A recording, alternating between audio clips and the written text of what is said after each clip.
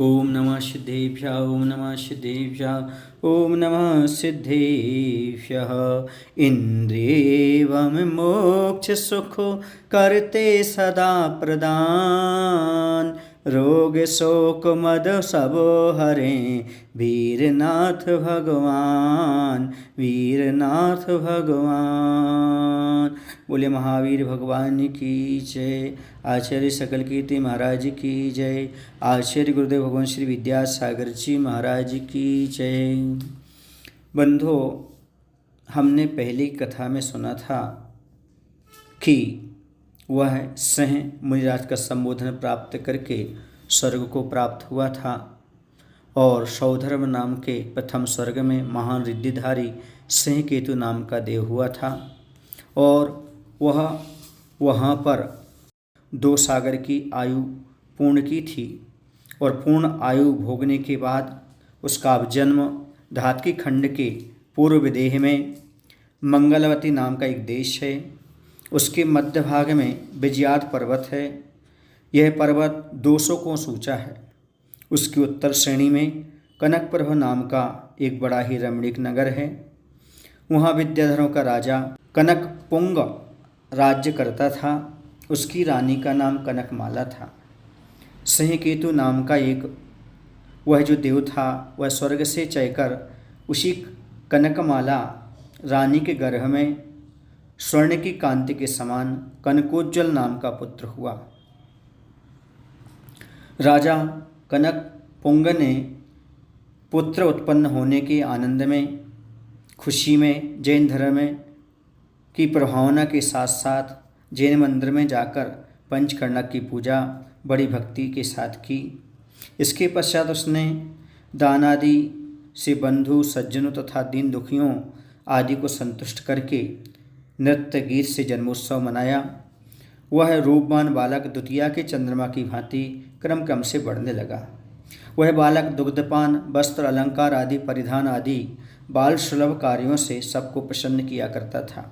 वैसे ही बच्चे किसी के भी हों सबको बड़े प्यारे लगते हैं और सभी को आनंददायी हुआ करते हैं, क्योंकि बच्चे अपने मन में कोई कसाय विकार भाव नहीं रखते और जो कसाय और विकार भाव नहीं रखते वो स्वभाव से ही सुंदर हुआ करते हैं। वह थोड़े ही समय में अनेक शास्त्रों का पारंगत हो गया और सर्वगुणों से संपन्न हो गया। धीरे धीरे बढ़ता बढ़ता वह शास्त्र स्वाध्याय करने लगा और बहुत सारे शास्त्रों में वह निपुण हो गया और सब गुण संपन्न भी हो गया। शास्त्र ज्ञान का अर्थ है उससे जिनवाणी का सुत का ज्ञान हो गया। पश्चात जब वह युवावस्था को प्राप्त हुआ तो उसका विवाह उसके मामा की पुत्री कनकवती के साथ संपन्न हुआ। एक दिन वह कुमार अपनी पत्नी के साथ महामेरु पर्वत पर आत्मकल्याण के लिए चैत्यलयों की पूजा तथा क्रीड़ा करने गया था। उस स्थान पर आकाशगामिनी आदि रिद्धियों वाले अवधि ज्ञानी मुनीश्वरों को देख भक्तिपूर्वक उनकी 3 प्रदक्षिणा दे उन्हें नमस्कार किया। पश्चात धर्म में अभिरुचि रखने वाला वह कुमार धर्म के संबंध में मुनिराज से प्रश्न करने लगा, क्योंकि मुनियों की वंदना हो, भगवान की वंदना हो, जिन मंदिर की वंदना हो, 3 प्रदक्षिणा पूर्वक ही वंदना की जाती है और जो व्यक्ति 3 प्रदक्षिणा पूर्वक वंदना करता है वही सही फल को प्राप्त करता है।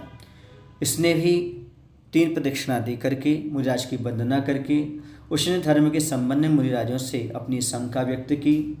उसने पूछा, भगवान मुझे निर्दोष धर्म का स्वरूप बताएं जिससे मोक्ष मार्ग में सहायता मिल सके।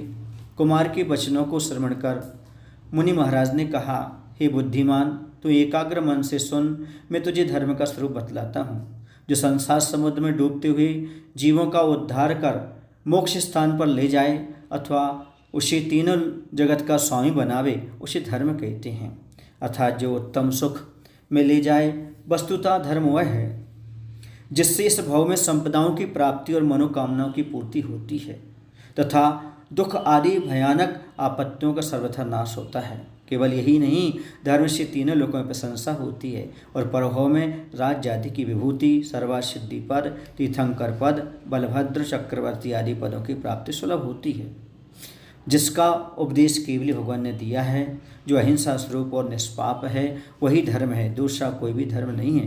वह धर्म अहिंसा, सत्य, चौर्य, परिग्रह, त्याग, ईर्या, भाषा, ऐषणा, आदान, निक्षेपण, उत्सर्ग, मनुगुप्ति, वचनगुप्ति, कायगुप्ति, इस प्रकार से वह 13 प्रकार का चारित्र हुआ करता है, धर्म हुआ करता है। इसे वीतरागी मुनि धारण करते हैं।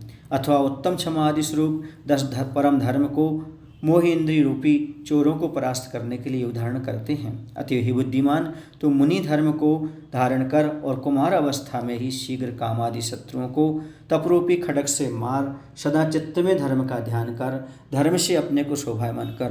तू धर्म के लिए ग्रह का त्याग कर, धर्म के अतिरिक्त और दूसरा आचरण न कर, सदा धर्म की शरण ग्रहण कर और धर्म में ही स्थिर रहे, धर्म सदा तेरी रक्षा करेगा। और इस प्रकार का मुनिराज का उपदेश चल रहा है, उसे संबोधन हो रहा है। और मुनिराज कहते हैं विशेष कहने की आवश्यकता नहीं, अब तो शीघ्र ही शीघ्र मोहरूपी महान शत्रु को परास्त कर मुक्ति के लिए धर्म अंगीकार कर। इस प्रकार मुनिराज का उपदेश सुन रहा है। वह सुनने के बाद आगे उसके जीवन में क्या प्रभाव पड़ता है, वह श्रावक बनता है कि मुनि बनता है, कैसे कल्याण करता है, ये आगे आपको अगली कहानी बताया जाएगा। बोले महावीर भगवान की जय। आचार्य विद्यासागर जी महाराज की जय।